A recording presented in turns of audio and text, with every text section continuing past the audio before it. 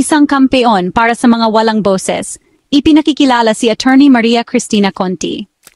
This is presented to you by Education 4708. Just proceed to view the full content. Sa puso ng Maynila, isang matapang na tagapagtanggol ng karapatang pantaw ang nakatayo. Si Attorney Maria Cristina Conti, nakilala bilang si Chrissy, ay inialay ang kanyang buhay sa pakikipaglaban para sa mga marginalized at paghahanap ng hustisya para sa mga walang boses. Bilang kalihim general ng National Union of People's Lawyers NUPL, siya ay naging isang tanglaw ng pag-asa sa pinakamadilim na panahon. Ang kanyang katapangan ay lalong kitang-kita sa kanyang walang humpay na paghahanap ng hustisya laban sa akusasyon kay dating Pangulong Rodrigo Duterte sa International Criminal Court, ICC. Ito ang kwento ng kanyang matibay na dedikasyon sa karapatang pantao, ang kanyang walang pagod na pagsisikap na panagutin ang mga may kapangyarihan, at ang kanyang matibay na paniniwala sa kapangyarihan ng hustisya. Isang buhay na inialay sa hustisya, ang mga taon ng pagkabata ni Attorney Conti. Mula pagkabata, ipinakita na ni Attorney Conti ang malalim na pakikiramay at pagmamahal sa hustisya. Ang mga pinahalagahan niyang ito ay itinanim sa kanya noong kanyang kabataan at lalong pinangalagaan noong siya ay nasa University of the Philippines College of Law. Dito niya hinasa ang kanyang mga kasanayan sa batas at nagkaroon ng malalim na pag-unawa sa batas bilang instrumento para sa pagbabago sa lipunan. Nagtapos ng may karangalan, sinimulan niya ang isang karera na nakatuon sa pagtatanggol sa mga mahihirap at paghamon sa kawalan ng katarungan saan man niya ito matagpuan. Ang simula ng laban, mga unang hakbang patungo sa ICC. Ang paglulunsad ng brutal na kampanya laban sa droga ni Duterte noong taong 2016 ay nagdulot ng matinding takot sa Pilipinas. Ayon sa Human Rights Group, lumaganap ang mga extrajudicial killings, libo-libo ang nawalan ng buhay sa sunod-sunod na karahasang pinahintulutan ng Estado. Tumanggi si Attorney Conti at ang kanyang mga kasamahan sa NPL na manahimik na lamang. Maingat nilang dinokumento ang mga kaso, kumuha ng mga testimonya mula sa mga saksi, pamilya ng mga biktima, at maging sa mga dating pulis.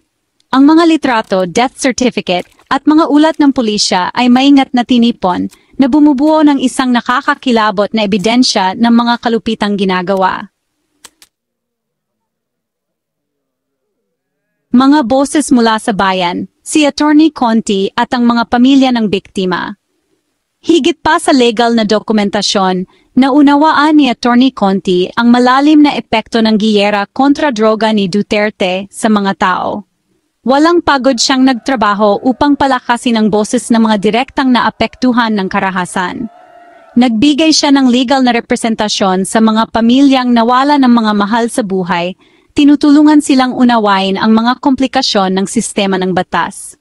Kinilala rin niya ang kahalagahan ng suporta sa emosyonal, nagtatag ng mga support group kung saan maaring magbahagi ng kanilang mga kwento ang mga pamilya, makahanap ng ginhawa sa sama-samang pagdadalamhati, at magkaroon ng lakas mula sa isa't isa. Bahagi 5. Isang sinag ng pag-asa, ang investigasyon ng ICC at ang papel ni Attorney Conti. Noong taong 2017, nagsumite si Attorney Conti at ang National Union of People's Lawyers ng isang makasaysayang komunikasyon sa International Criminal Court na detalyado ang umano'y mga krimen laban sa sangkatauhan na ginagawa sa Pilipinas. Ang komunikasyon na ito, na sinuportahan ng maingat na nakalap na ebidensya, ay naging mahalaga sa paghikayat sa ICC na magbukas ng isang paunang pagsusuri sa sitwasyon. Ang desisyon ng ICC na ituloy ang investigasyon noong 2021 sa kabila ng pag-atras ng Pilipinas mula sa Rome Statute ay nagsenyas ng isang mahalagang hakbang patungo sa pananagutan. Bahagi 6, paglalayag sa larangan ng batas, ang mga kontribusyon ni Attorney Conti sa kaso. Ang papel ni Attorney Conti bilang isang assistant to counsel na kinikilala ng ICC ay naging mahalaga sa pagsusulong ng kaso. Kinakatawan niya ang interes ng mga pamilya ng biktima. Tinitiyak na naririnig ang kanilang mga boses sa buong proseso. Nakikipag-ugnayan siya sa Victims Participation and Reparations section, nagbibigay sa kanila ng mga update at nagtataguyod para sa kanilang mga pangangailangan. Kasama rin sa kanyang trabaho ang pagdodokumento ng mga bagong ebidensya, pagtukoy sa mga potensyal na saksi, at pagtataguyod para sa kanilang proteksyon. Bahagi 7, walang pag-aalinlangan na determinasyon, pagharap sa mga banta at balakid. Ang paghahanap ni Attorney Conti ng hustisya ay hindi naging madali. Bilang isang kilalang tagapagtanggol ng karapatang pantao, naharap na siya sa maraming banta at mga pagtangka na patahimikin siya. Tiniis niya ang panggigipit, pananakot at maging ang mga banta ng karahasan. Gayunpaman, nananatili siyang matatag, ang kanyang pangako sa hustisya ay hindi natitinag. Ang kanyang katapangan sa harap ng kahirapan ay isang testamento sa kanyang matibay na paniniwala sa batas at sa kanyang dedikasyon na panagutin ang mga lumalabag sa karapatang pantao. Bahagi 8, ang mahabang daan pasulong, mga hamon sa hinaharap at ang paghahanap ng hustisya. Ang kaso ng ICC laban kay Duterte ay nagpapatuloy at maraming mahahalagang hamon pa rin ang natitira. Patuloy ang mga pagsisikap na siraan ng ICC at harangan ang investigasyon nito. Patuloy na nahaharap si Attorney Conti at ang kanyang mga kasamahan sa mga panglalait ng mga supporters ni Duterte. Gayunpaman, nananatili siyang matatag sa kanyang paghahanap ng hustisya. Nauunawaan niya na ang laban para sa karapatang pantao ay isang marathon, hindi isang sprint, at handa siya para sa mahabang laban. Bahagi 9, isang pamana ng katapangan, ang nagtatagal na impluwensya ni Attorney Conti.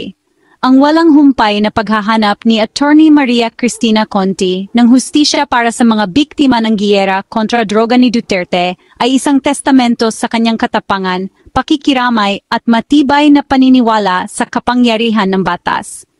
Ang kanyang trabaho ay nagbigay liwanag sa pinakamadilim na sulok ng kawalan ng parusa at nagbigay ng pag-asa sa mga walang ibang matatakbuhan.